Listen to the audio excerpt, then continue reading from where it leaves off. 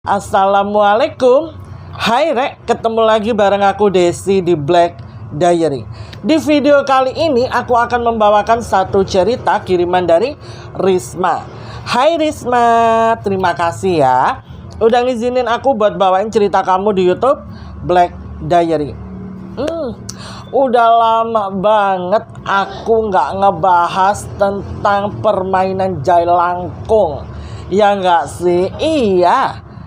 Karena bagi beberapa orang permainan jailangkung tuh katanya seru banget untuk dimainkan. Tapi kalau menurutku nggak worth it.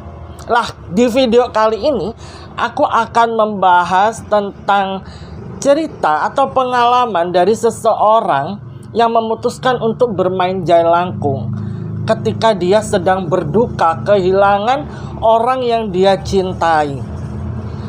Dia berharap yang datang adalah orang tersebut, akan tetapi yang datang itu justru sosok yang energinya sangat jahat dan membuat seseorang ini hampir dalam bahaya. Penasaran kan? Ya udah, daripada nanti durasinya kelamaan, intronya kelamaan, mending kita nggak usah berlama-lama di intro. Mari kita langsung masuk saja ke ceritanya. Permainan jailangkung. Siapa sih di sini yang nggak tahu tentang permainan satu ini? Mungkin bagi sebagian orang permainan jailangkung ini terlihat seru. Tapi kalau menurut aku pribadi, permainan ini nggak worth it untuk dilakukan. Tapi kalau menurut kalian gimana? Boleh yuk sharing di kolom komentar. Ketika aku baca artikel-artikel yang membahas tentang permainan jailangkung sendiri, di artikel itu mengatakan bahwa permainan jailangkung itu konon katanya bisa memanggil dari arwah seseorang yang sudah berpulang meninggalkan kita terlebih dahulu. Apabila kita rindu, apabila kita ingin menguak sesuatu yang menjadi pertanyaan besar di benak kita, kita bisa memainkan permainan jailangkung ini. Terus kita akan memanggil seseorang yang kita nantikan. Tapi terkadang fakta di lapangan mengatakan bahwa yang datang itu kebanyakan bukan arwah atau korin dari seseorang yang kita harapkan, melainkan akan ada sosok iblis atau sosok jin yang mengkamuflase wujudnya menjadi seseorang yang kita inginkan untuk hadir. Tapi ini sangat berbahaya karena terkadang yang datang itu energinya jahat banget, energinya negatif, dan bisa mencelakai orang yang memainkan permainan itu. Kalau kalian pingin tahu lebih detailnya, aku sarankan kalian untuk searching aja sendiri di Google. Dan permainan jailangkung ini medianya itu bervariasi. Ada yang menggunakan boneka, ada yang menggunakan pensil dan kertas. Terus ada juga nih yang paling melegenda ya, itu menggunakan centong untuk memandikan jenazah.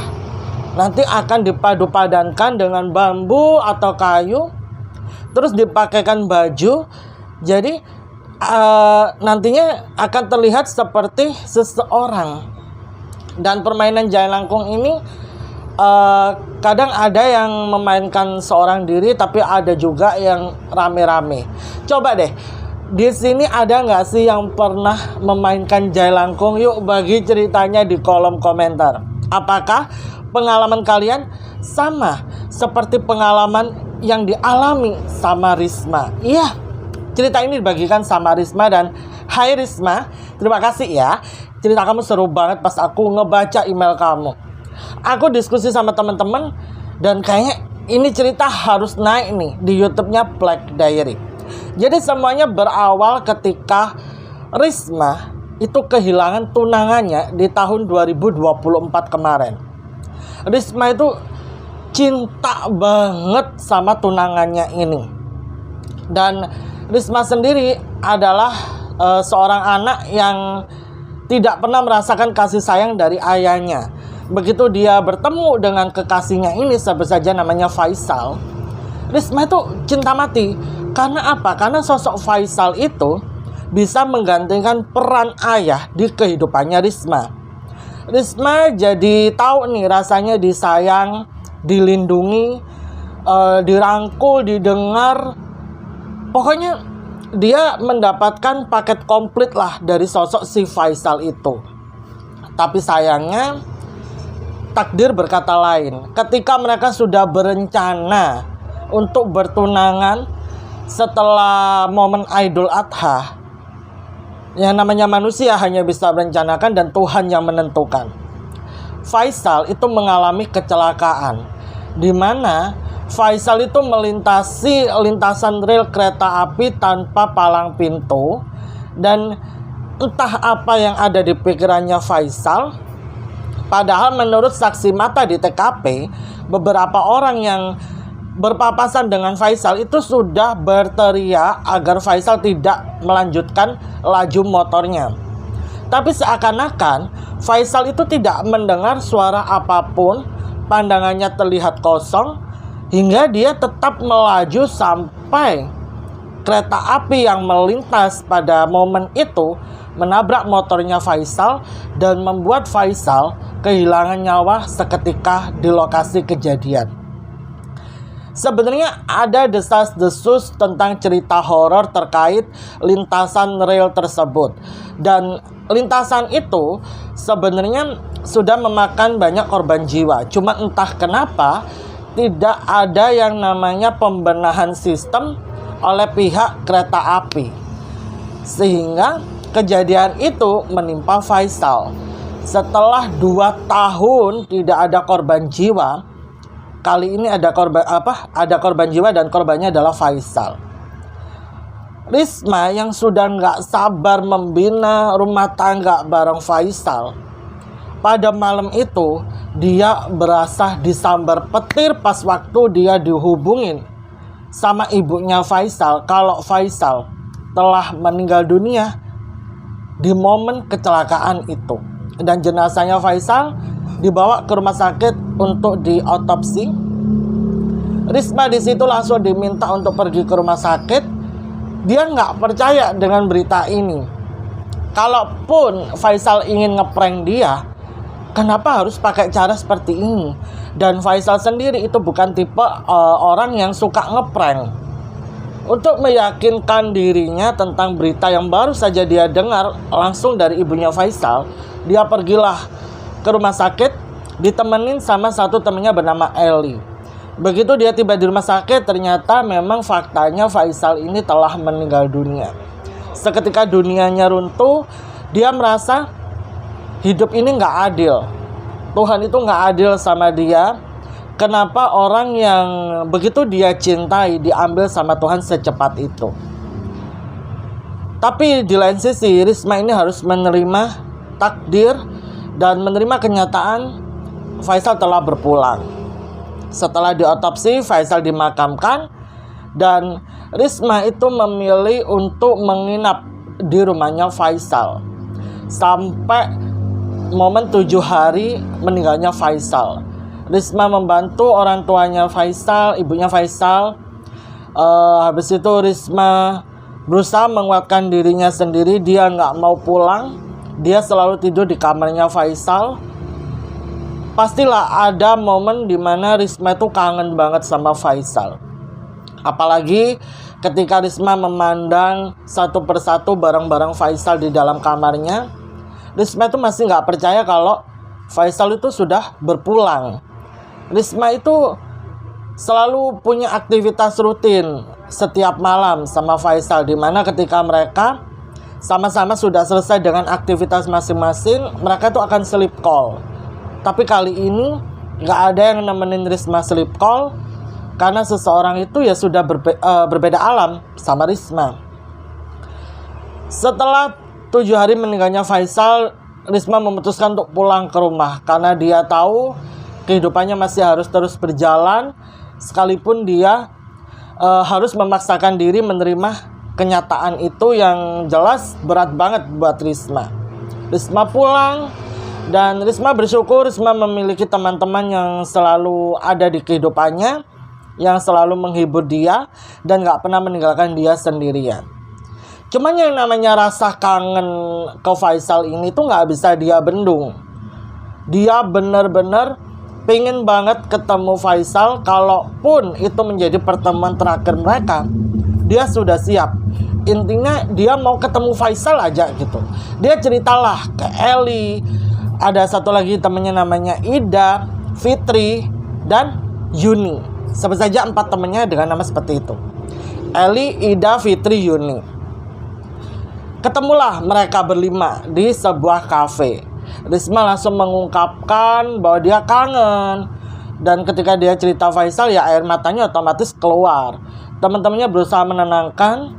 Sampai Ida, temennya Risma itu bilang begini, Ris, sebenarnya kita bisa loh memanggil orang yang telah meninggal dunia untuk menemui kita.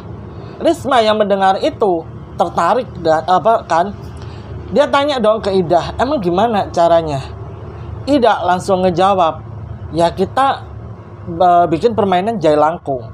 Mendengar itu, Eli langsung ngomong begini, enggak usah ya, enggak usah aneh-aneh. Permainan jai langkung itu berbahaya loh. Iya kalau yang datang Faisal, kalau yang datang sosok yang jahat, gimana itu? Bahaya. Udah Risma. Mendingan kalau kamu kangen sama Faisal, aku antar aja lah ke makamnya Faisal, kita doain Faisal. Faisal juga pasti tahu, enggak perlulah pakai acara main-main jai langkung begini. Terus nanti kalau kamu juga gak bisa melepas Faisal secepat mungkin, kasihan Faisal di sana, langkahnya berat. Risma diem seketika, dia mikir gitu. Kayak ada banyak pertimbangan di pikirannya. Sampai sepulang mereka nongkrong, Risma mutusin untuk nonton YouTube. Dia searching podcast, cerita-cerita yang membahas tentang jai langkung. Soalnya seumur-umur si Risma ini gak pernah kan mainin jai langkung. Setelah dia nontonin banyak video sampai ketiduran, besokannya pas waktu dia berangkat kerja, nggak tahu kenapa dia malah terobsesi nih, pingin main jai langkung. Akhirnya dia ngechat lah ke grup pertemanan mereka berlima. Heh, Rek, gimana nih kalau kita main jai langkung? Eli di situ yang paling menolak permainan ini. Di situ Risma berusaha membujuk, sedangkan Fitri dan Yuni itu sih terserah katanya. Risma membujuk dengan segala rayuan, sampai singkat ceritanya Eli maulah diajak untuk main jai langkung. Dan di situ Risma mulai mencari informasi tentang pembuatan untuk permainan jai langkung ini. Kayak medianya ini bakal pakai media apa. Terus katanya Ida, udah pakai media yang biasanya dipakai aja sama seseorang. Nggak pakai lama, sepulang dari kerja Risma langsung pergi ke tempat orang yang jual perlengkapan untuk pemakaman jenazah. Dan di situ dia berhasil mendapatkan 2 centong untuk memandikan jenazah. Dia pandangin centong itu kayak nggak ada yang aneh, ya udah pada kayak centong pada umumnya. Dia bawa pulang dan mereka udah janjian nih nanti sekitaran jam 6 malam teman-temannya tuh bakal ngumpul di rumahnya Risma. Ngumpullah mereka nih ya kan, ketemu di rumahnya Risma. Teman-temannya pada tanya, gimana Ris, udah dapat? Udah. Risma di situ juga beli tali rapiah. Tali rapiah ini nantinya itu bakal dipakai buat ngiket bolpen nggak tuh, bolpen di bawah ganggang kayu tadi. Udah nih, semua alat udah mereka siapin. Lah Risma itu bilang begini, tapi tempatnya nggak bisa kalau di rumahku. Berdasarkan beberapa video yang aku tonton, itu katanya kalau mau manggil jai langkung itu cari tempat yang angker. Eli lagi dan lagi ragu nih. Dia bilang begini ke Risma, Ris, yakin kamu? Udahlah, nggak usah aneh-aneh deh. Risma bilang begini ke Eli, aku janji ini yang terakhir. Kita mainin permainan ini, kita tuntasin sampai terakhir. Aku cuma pengen ngomong terakhir kalinya sama Faisal. Dan setelah itu aku janji aku nggak bakal aneh-aneh lagi. Mungkin Eli yang kasihan ngelihat temennya itu, Eli luluh lah. Ya udah, ini kita mau main di mana? Searching lagi nih mereka pakai HP masing-masing. Sampai si Yuni itu bilang begini, ini ada nih rumah angker nih, gak jauh tuh dari rumahnya Eli. Eli ngecek lah, rumah angker ini, yakin mau kesini? Karena konon katanya nih ya, rumah angker itu ditinggalkan sudah berpuluh-puluh tahun lamanya. Dan berdasarkan desas-desus dari masyarakat mengatakan bahwa dulunya penghuni dari rumah ini itu merupakan pengabdi setan, atau orang yang maksudnya berkumpul di komunitas sekte. Dan rumah ini itu banyak banget cerita horor yang sudah berkembang di kalangan masyarakat sekitar. Di situ Risma langsung nyaut, udahlah nggak apa-apa lah, kita kesini aja biar acaranya sukses, aku bisa ketemu Faisal. Dan setelah itu aku udah lega nih, karena memang ada yang pengen aku sampaikan ke dia. Ya udahlah, singkat ceritanya lagi, mereka pergilah ke tempat itu sekitaran jam 8 malam setelah mereka makan mie ayam langganan mereka. Tiba di depan rumah itu, jujur mereka berlima takut, nyalinya itu ciut. Tapi rasa kangennya Risma inilah yang mendorong semuanya itu jadi gak takut. Dia meyakinkan 4 temennya untuk masuk. Ketika mereka buka gerbangnya, ternyata gerbangnya gak terkunci. Seolah-olah semesta ini mendukung niat mereka. Masuklah mereka ke dalam rumah ini. Mereka menyibak semak belukar yang memenuhi rumah itu sampai mereka tiba di latar depan dari rumah ini.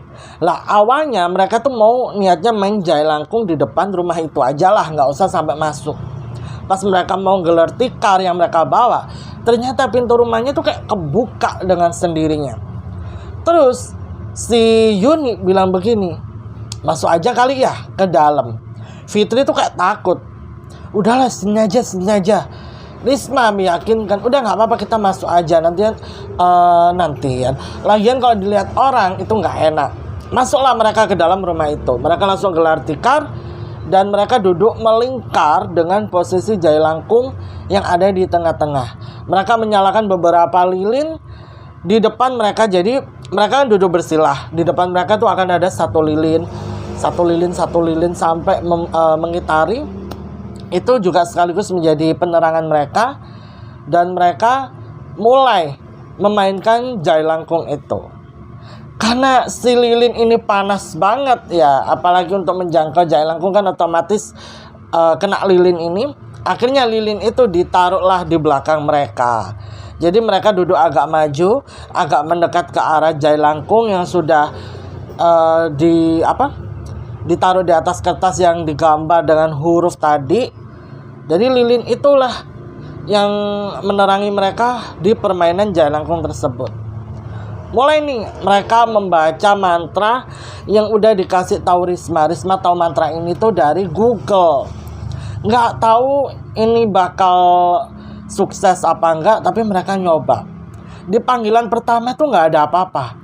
Begitu pula di panggilan kedua, di panggilan ketiga, sampai 6 kali mereka manggil itu nggak ada respon apa-apa dari jailangkung ini.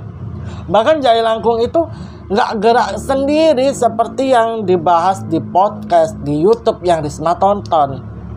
Lah di situ Risma mulai hopeless.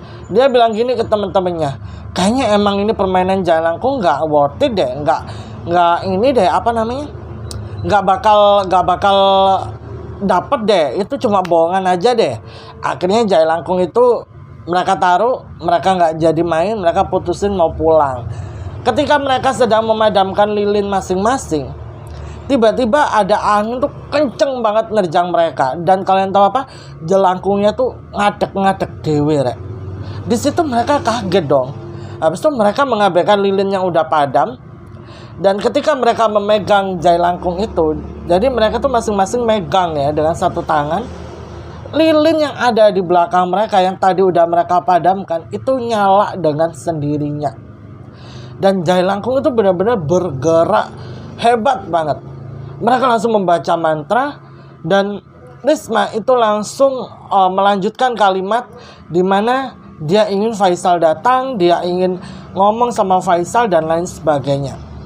Sampai Jailangkung itu berkata, ya. Lah, kesalahan mereka di sini adalah mereka itu tidak menyelesaikan permainan itu. Jadi begitu Jailangkung ini berkata ya, Jailangkung ini tuh tiba-tiba henti gerak. Pikir teman-temannya Risma dan Risma, oh ya udah nih, permainan Jailangkungnya udah selesai. Tapi mana Faisalnya? Kok nggak ada? Karena reaksinya cuma seperti itu, mereka semua memutuskan untuk pulang. Lilin itu dipadamkan lagi, mereka bergegas, terus mereka keluar dari rumah itu. Pas mereka meninggalkan rumah itu, mereka kan berjalan untuk pulang ke rumah masing-masing. Risma naik motor sendirian. Dia jalanlah menuju ke rumahnya dengan perasaan yang agak kecewa.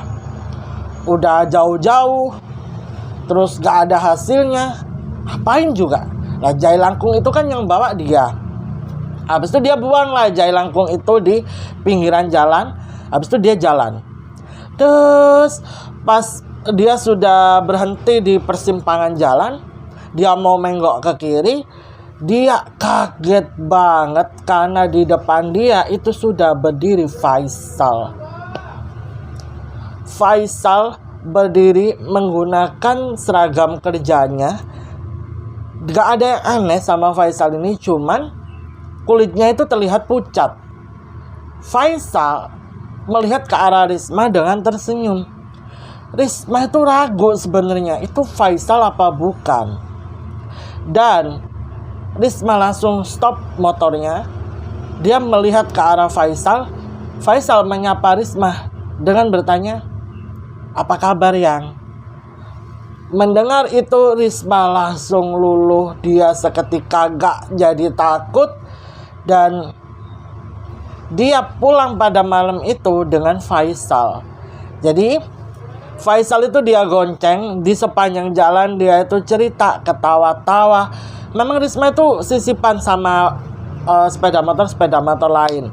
Tapi kayaknya pemotor yang lain tuh nggak notice kalau sebenarnya dia itu lagi ngomong-ngomong sendiri.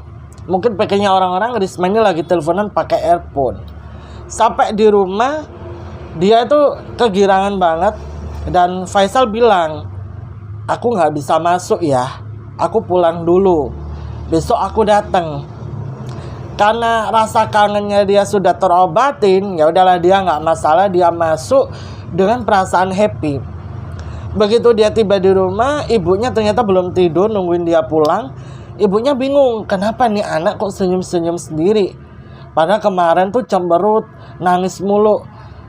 Risma cerita ke ibunya kalau dia senang banget dia habis ketemu sama Faisal. Ibunya kan aneh ya ngedengar pernyataannya Risma itu. Hah? Maksudnya gimana? Ah udahlah bu, aku capek, aku mau tidur dulu. Risma pergilah ke kamarnya dan dia bersih-bersih, dia pakai skincare, habis itu dia tidur. Sekitar jam 3 dini hari, Risma terbangun karena Risma itu mendengar jendelanya tuh kayak ada yang ngelempar batu. Cetuk, cetuk. Dia bangun dong. Dia lihat ke arah jendelanya, ternyata di bawah itu udah ada Faisal. Dia turun keluar rumah, dia peluk Faisal. Habis itu dia mengungkapkan rasa rindunya, mengungkapkan rasa kangennya. Pokoknya dia kangen-kangenan lah sama si Faisal ini. Risma pas waktu nyentuh tubuhnya Faisal tuh, dia nyadarin kalau tubuh ini orang dingin banget.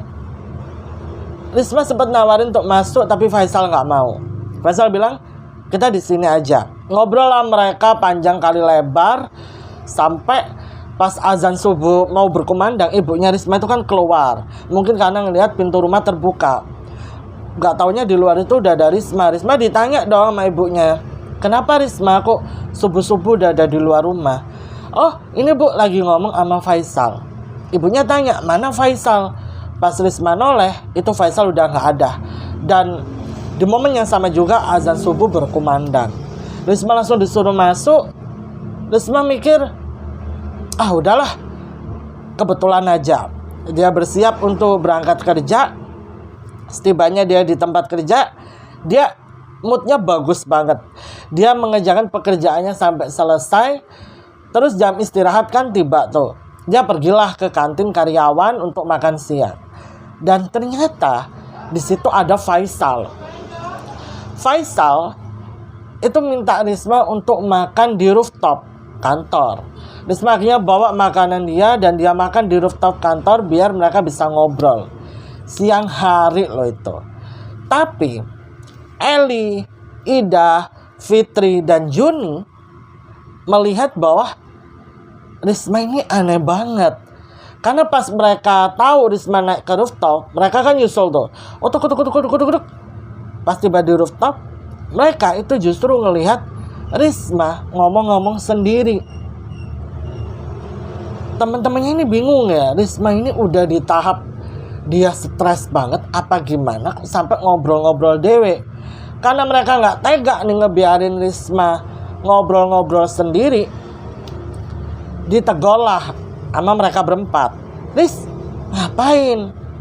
Ini loh Faisal. Temennya ngelihat dong ke arah yang ditunjuk sama Risma. Mana Faisal? Nggak ada nih, nggak ada siapa-siapa. Kamu tuh dari tadi ngomong sendiri, gitu sama temen-temennya. Hah? Dilihatnya sama Risma. Emang benar Faisalnya udah nggak ada. Mendengar pernyataan dari temen-temennya, kayaknya yang bisa ngeliat Faisal itu cuma dia doang. Jadi dari situ dia memutuskan untuk tidak mencolok nih ketika ketemu sama Faisal. Biar orang itu nggak nganggap dia gila atau aneh. Dan hari-hari itu Risma lewatin bersama Faisal. Dia kangen banget sama Faisal. Sampai ada satu momen nih, kita percepat aja ceritanya di momen tersebut. Dimana itu momennya malam minggu. Risma tahu kalau Faisal ini udah nunggu di halaman depan rumahnya. Dan dia tuh sadar kalau Faisal tuh sudah meninggal. Dan yang datang ini itu Jin maybe, atau Korinnya Faisal. Pokoknya dia tahu itu Faisal aja. Entah Jin, entah Korin, alah terserah itu bagi Risma. Dia izin sama ibunya untuk pergi malam minggu.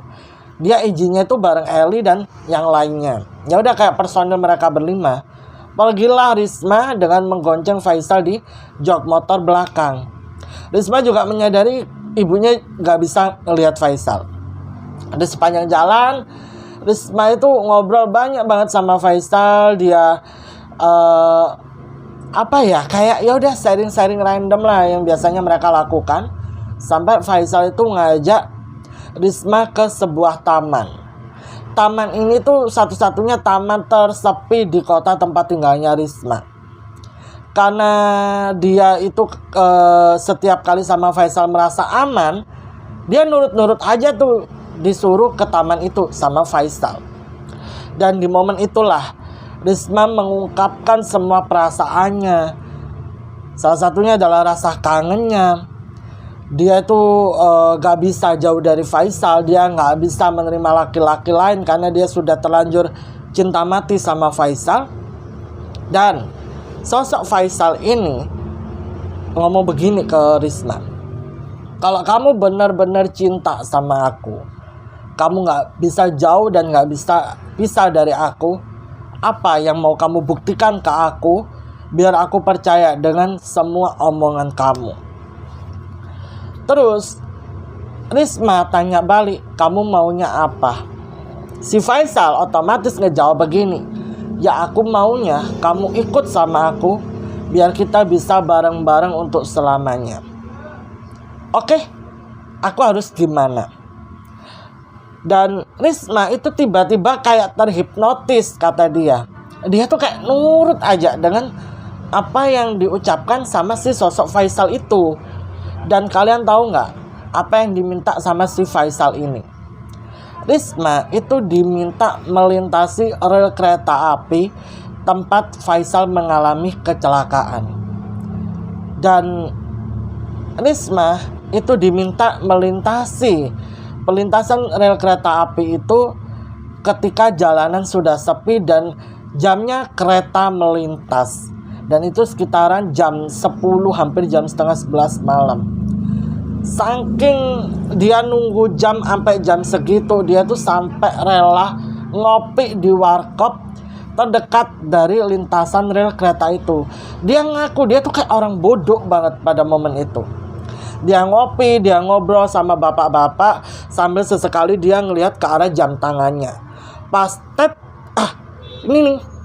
Ini jam 10 lebih waktu itu kata Risma. Risma lupa, pokoknya jam 10 lebih, hampir jam setengah 11 malam. Dan kata bapak-bapak, memang jam segini tuh biasanya ada kereta cepat yang akan melintas. Risma udah buru-buru nih, dia bayar, dia buru-buru ngedeket, dan dia udah siap-siap nih ya kan. Kalau dia ngelihat kereta dari arah kiri, dia harus segera melaju agar kereta itu menabrak motornya. Senekat itu dan separah itu sosok ini menghipnotis pikirannya si Risma. Bener aja dong, gak berselang lama itu ada suara klakson dari kereta yang jaraknya tuh makin lama makin terlihat nih. Pas Risma posisi udah mau nyetater motornya, alhamdulillahnya masih ada orang baik. Orang baik ini langsung nahan motornya Risma dari belakang. Dan Risma noleh ke arah belakang, ternyata ada seorang laki-laki. Dimana laki-laki itu bilang, mbak, tolong mbak, jangan kayak gini mbak, tolong mbak, ingat keluarga di rumah mbak, jangan melakukan hal konyol seperti ini. Pas dia lihat lagi ke arah rel kereta api, dia melihat sosok Faisal itu dadah ke arah Risma, dan seketika kereta itu menabrak tubuhnya, lalu sosok Faisal itu hilang.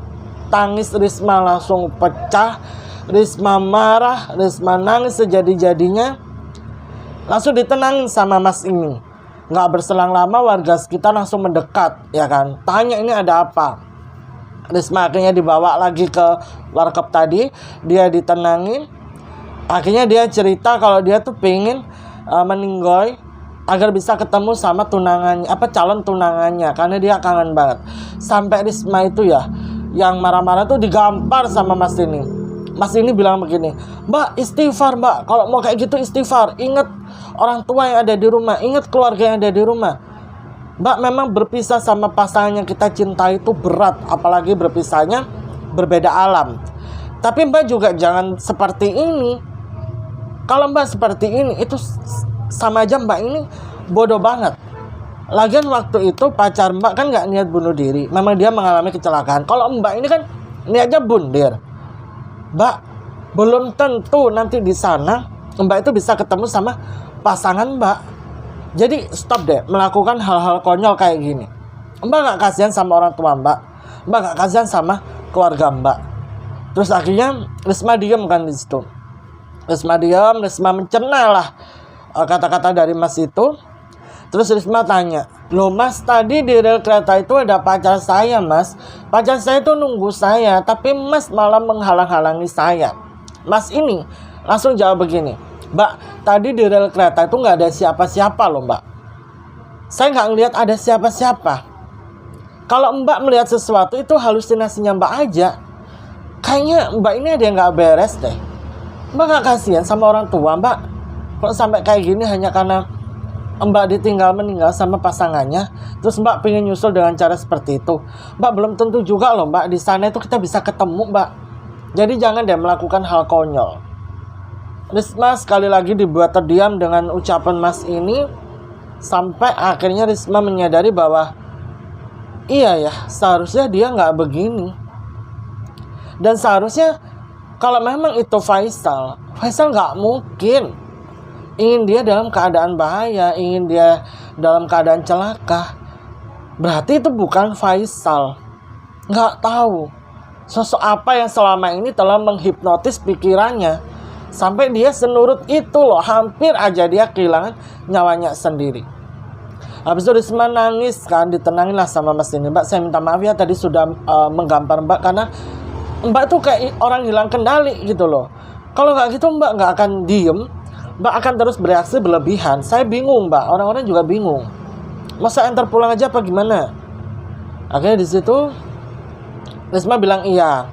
Jadi motornya Risma itu dititipin di warung, baru diambil tuh besok paginya. Risma pun diantar pulang lah sama si mas ini. Begitu tiba di rumah, ibunya Risma kan kaget ya. Risma udah pulang larut malam, ditelepon nggak ngangkat, handphonenya mati. Terus pulang-pulang sama cowok. Posisi Risma juga sudah berantakan gitu loh. Akhirnya ibunya Risma keluar dong, tanya, kenapa mas? Ini Risma kenapa? Anak saya kenapa? Akhirnya mas ini disuruh masuk, dan si mas ini menceritakan lah semua yang terjadi sama Risma. Ibunya Risma kaget banget. Ibunya Risma nangis, Risma pun ikut nangis. Setelah itu mereka saling menguatkan kan. Akhirnya mereka diam, selesai nangis. Risma cerita lah kalau dia baru saja melakukan permainan jailangkung dengan harapan dia bisa ketemu Faisal, ngomong sama Faisal untuk terakhir kalinya. Tapi ternyata Risma nggak sadar kalau yang datang itu kemungkinan bukan Faisal, melainkan sosok yang memiliki energi jahat dan membuat dia hampir dalam bahaya. Mas ini akhirnya ikut ngomong, dimana mas ini bilang, Mbak, permainan seperti itu adalah permainan yang salah. Dan yang Mbak panggil itu bukan sosok yang Mbak harapkan, melainkan sosok jin yang mengkamuflase wujudnya menjadi seseorang yang Mbak tunggu-tunggu. Apalagi kondisi Mbak ini itu lagi rapuh. Jadi tubuh Mbak ini cocok banget untuk bisa mereka kendalikan. Untung aja Allah itu masih baik sama Mbak. Makanya Mbak masih bisa terselamatkan dari kejadian tadi. Terus saya harus gimana mas? Mas ini juga bingung ya kan? Waduh Mbak, saya juga bingung Mbak, karena saya nggak pernah main jailangkung. Apalagi Mbak ini sudah berhadapan dengan sosok sejahat itu. Tapi saya punya kenalan Ustadz Mbak. Ya ini tetangga saya. Tapi si Ustadz ini tuh juga pernah Mbak kayak nerima ruqyah, nerima ngobatin orang yang kena kasus spiritual atau kasus-kasus seperti Mbak ini. Mungkin bisa kali Mbak. Mbak, saya antar ke orang itu, Mbak ceritakan aja semuanya. Dan semoga kita menemukan jalan keluar dari Ustadz ini. Oh boleh mas, boleh. Ya udahlah, mas ini pamit pulang karena udah malam juga. Risma pun istirahat. Sampai ibunya Risma itu bilang begini, Risma, ibu nyalakan murotal Al-Quran ya? Iya bu, iya. Akhirnya Risma tidur dengan murotal Al-Quran yang menyala di kamarnya. Jujur sebenarnya di situ Risma takut untuk tidur sendirian. Dia pengennya tidur bareng ibunya. Dia kan anak sematawayang ya. Habis itu dia paksain buat tidur. Dan kalian tahu apa enggak? Pas Risma udah benar-benar bisa terlelap nih ya, tiba-tiba murotal Al-Quran itu berubah. Bukan membacakan ayat-ayat Al-Quran, tapi tiba-tiba mengeluarkan suara orang lagi nyanyi seriosa. Risma langsung bangun, dia gak jadi tidur. Buset, ini apaan? Pas dia lagi ketakutan, lampu kamarnya itu mati nyala dengan sendirinya. Dan secara bersamaan juga Risma bisa melihat bayangan dari balik jendelanya. Pas dia memberanikan diri untuk menyibak godenya, kalian tahu apa?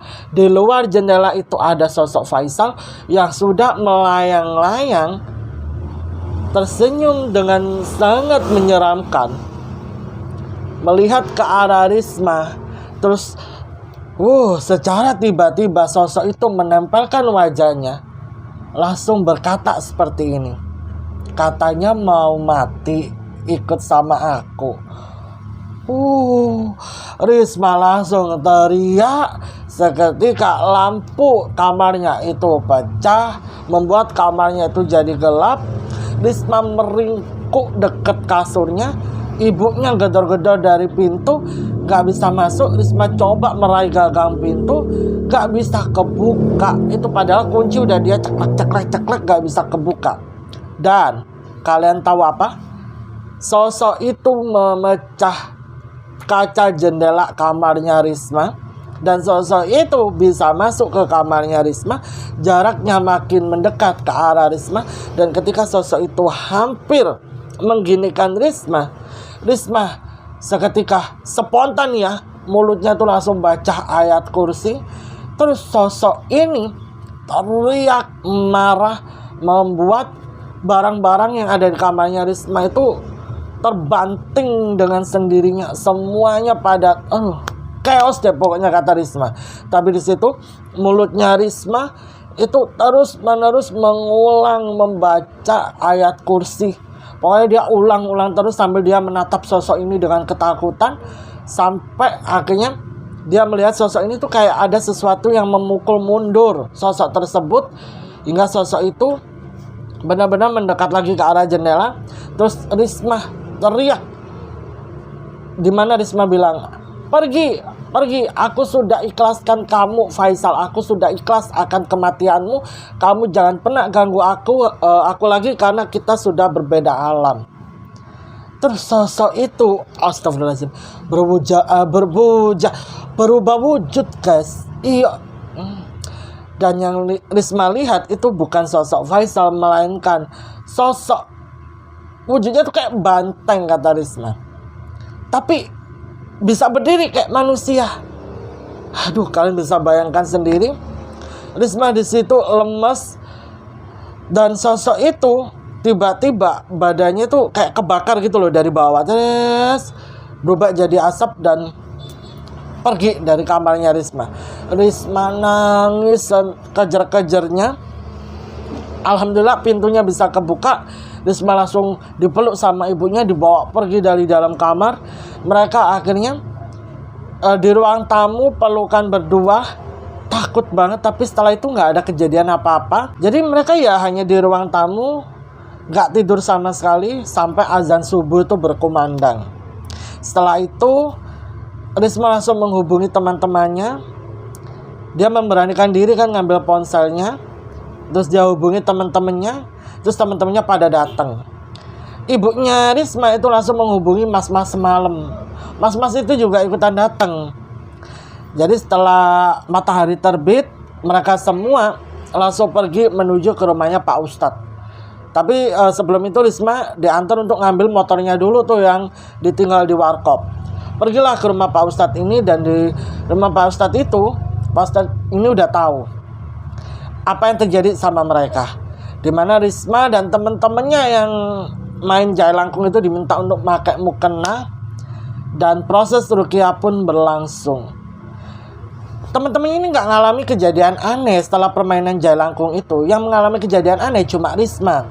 Tapi pas momen ruqyah tersebut, teman-temannya Risma juga nih ya, itu merasakan badannya sama-sama panas banget.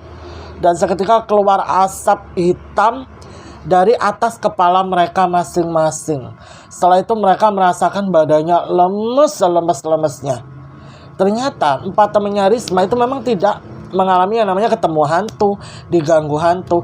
Tapi mereka merasa badannya jadi berat banget setelah main jailangkung. Setelah main jailangkung sampai proses ruqyah ini itu kan sekitar 5 hari ya. Selama itu juga mereka merasakan badannya berat.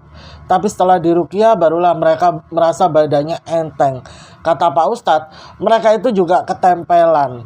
Tapi karena di momen itu yang paling rapuh kondisinya cuma Risma, jadi Risma doang nih yang tubuhnya itu hampir saja diambil alih, dikendalikan, dibuat tidak berdaya dan nurut sama sosok itu. Tapi bersyukurnya juga imannya Risma ini masih kuat, sehingga sosok itu tidak sampai membuat Risma dalam bahaya. Hampir aja kan dia hampir celaka, untungnya Allah masih melindungi dia. Dan setelah kejadian itu, Risma maupun keempat temannya sudah kapok main jailangkung, nggak mau lagi main jailangkung. Setiap kali lewat rumah kosong itu, mereka jadi takut banget. Jangan-jangan sosok yang dilihat si Risma ini adalah sosok jin yang disembah sama penghuni rumah ini sebelumnya. Tapi setelah itu tidak membuat Risma ini putus komunikasi ya sama keluarganya Faisal. Dan Risma juga masih sering banget ziarah ke makamnya Faisal untuk mendoakan Faisal sekaligus minta maaf. Dan mulai detik itu juga Risma berusaha berdamai dengan semua kenyataan yang ada. Setelah 1 tahun meninggalnya Faisal, Risma kontakkan lagi sama mas-mas yang nolong dia waktu itu. Ingat kan? Dan ketika mereka menjalin komunikasi kembali, ternyata mereka berdua ini sama-sama ngejomblo. Habis itu mereka jalan nih. Di beberapa momen mereka ngerasa saling cocok. Akhirnya mereka pacaran. Terakhir Risma ziarah ke makamnya Faisal itu untuk minta izin agar Faisal ikhlas kalau Risma tunangan sama Mas ini. Iya, Risma tunangan di akhir tahun 2025 kemarin. Insya Allah rencananya tahun depan Risma itu bakal nikah sama Mas ini. Aku doain ya Risma, semoga ini adalah jodoh terakhir untuk kamu, jodoh terbaik buat kamu, dan semoga semua niat baikmu ini dilancarkan sama Allah, dan nantinya kalian menjadi keluarga yang sakinah mawaddah warahmah, serta selalu dalam lindungan Allah. Begitu pula dengan kita semua. Amin amin ya robbal alamin.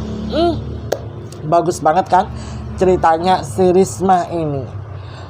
Pesan dari apa yang dialami sama Risma, menurut aku udah deh, jangan aneh-aneh ya.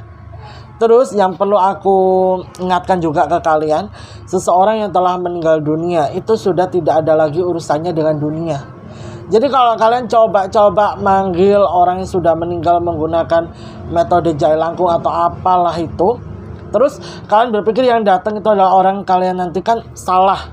Itu hanyalah sosok jin yang mengkamuflase wujud dari orang yang kalian inginkan untuk hadir. Terus bisa saja itu mencelakai kalian. Kenapa? Karena kondisi kalian kan lagi rapuh. Jadi bisa aja dikendalikan dengan entitas-entitas jahat.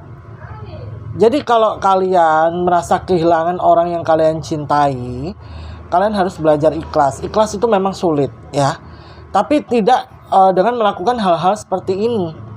Karena yang perlu kalian ingat juga, seseorang yang hidup itu pasti juga akan meninggal dunia. Cuman kan waktunya nggak ada yang tahu. Jadi ya udahlah, kita harus terima kenyataan.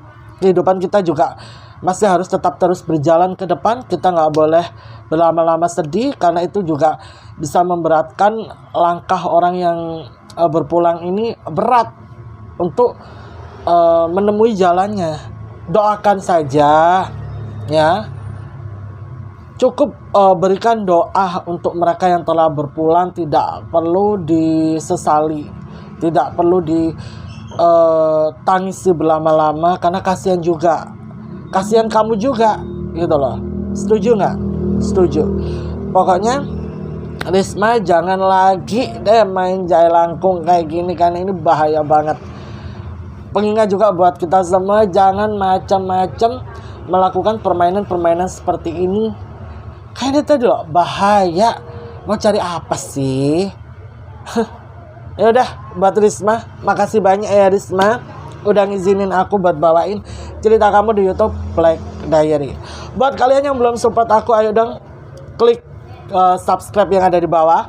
Terus jangan lupa nyalakan lonceng notifikasi biar kalian gak ketinggalan saat aku upload video. Buat kalian juga yang mau berbagi cerita, semua informasinya sudah aku sertakan di kolom description box. Terus berikan pendapat kalian dan sapa aku di kolom komentar, karena sapaan dan doa-doa dari kalian adalah semangat buat aku untuk selalu upload video menemani hari-hari kalian. Habis itu jangan lupa like video aku dan share sebanyak-banyaknya biar yang lain juga ikutan nonton. Aku Desi pamit undur diri dulu. Terima kasih yang sudah menonton. Sampai bertemu di video selanjutnya. Assalamualaikum warahmatullahi wabarakatuh. Bye bye.